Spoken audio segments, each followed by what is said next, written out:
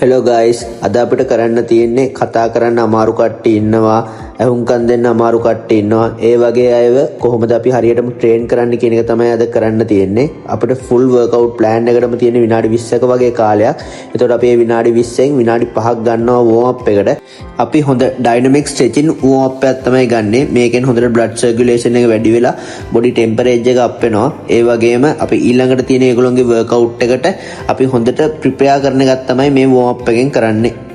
මේ වගේ පේපර්ස් වලින් තමයි අපි ඒගොල්ලන්ට කමාන්ඩ් එක දෙන්නේ අපේ පළවෙනි ඇක්ටිවිටි එක විදියට අපි ගොඩක් වෙලාවට ෆන් ගේම්ස් තමයි මේකට ඇඩ් කරලා තියෙන්නේ මොකද කම්පිටිෂන් ලෙවල් එකකට යනවට වඩා මේම ෆන් ගේම්ස් ටිකක් ඇඩ් කරාම අපිට ඒගොල්ලන්ගේ ටීම් ස්පිරිට් එක හොඳට වැඩි දියුණු කරන්න පුළුවන් අපිට ඊළඟට තියෙන එකම ගෝල් එක තමයි මොනියම් හෝ ආකාරයකින් අපි ඒගොල්ලන්ගේ බයෝ මෝටර් ඇබිලිටි එකක් ඩෙවලොප් කරන්න ඕනේ ඔයගොල්ලන්ට පේනවා ඇති මෙතන මේ කළු පාට ටී-ෂර්ට් එකක් අඳගෙන ඉන්නේ කොස්තා මේ වෙලාවේ කියන හොඳට තේරුණා කියලා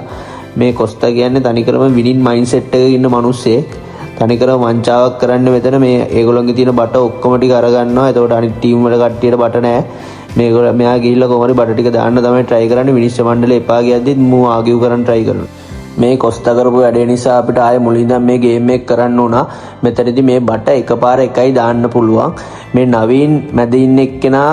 ගොඩක් අරන් ගිහිල්ලා එකපාර ඔක්කොම දාන්න හදනවා එතකොට බලන්න හොඳට මේ ගෑනු ළමයා මෙයාට ගහනවා ඒත් මෙයා ලැජ්ජ නැතුව ඒක දාන්නම හදනවා ඊට පස්සේ අනිත් ළමයාත් කියන එපා කියලා මෙයා හැමෝගෙම ඊළඟ වර්ක්අවුට් එක තේරුණා දාලා පහක් දාගෙන යනවා ඒත් බලන්න මේ කළු පාට එකක් ඇඳගෙන ජයය කරන වැඩේ මාරම ජෙනුයින් චරිතයක් ඊළඟට තිබ්බේ ස්කොට් ගන්න ස්කොට් එකක් තියා හාෆ් ස්කොට් එකක්වත් හරියට ගැව්වේ නැහැ හෙනම වංචාවක් කරේ මේ සිට් අප් එකත් හෙනම බොරුවක් කරන්නේ අර අසේනි අල්ල ගන්න හදනවා යන්න එපා කියලා ඒත් දුවනවා ෂෝල්ඩර් ප්‍රෙස් එක නම් ටිකක් හොඳට ගන්නවා ඊළඟට කරන්න තිබේ මේ රින්ග්ස් ඇතුලින් පැන පැන යන්න ඕනේ අර සුදු පාට පේපර්ස් වලින් දාලා තියෙන ඩිරෙක්ෂන් එකට තමයි පයින්න ඕනේ අපි මෙතනදී කොහොම හරි බයෝ මෝටර් ඇබිලිටි එකක් ඩෙවලොප් කරන්න තමයි try කරන්නේ මෙතනදී අපි ඇජිලිටි ඩෙවලොප් කරන්න try කරනවා මෙතන ඩිරෙක්ෂන් එක වෙනස් වෙනවත් එක්කම ස්පීඩ් එක වෙනස් නොවි තියාගන්න තමයි අපි try කරන්නේ තව වර්ක්අවුට් දෙකක් තියෙන නිසා පොඩි වෝටර් බ්‍රේක් එකක් දුන්නා වෝටර් බ්‍රේක් එකෙන් පස්සේ තිබ්බේ අපි පෙන්නන කෝන් එකේ පාට තියෙන පැත්තට ලැටරල් ජම්ප් එකක් කරන්න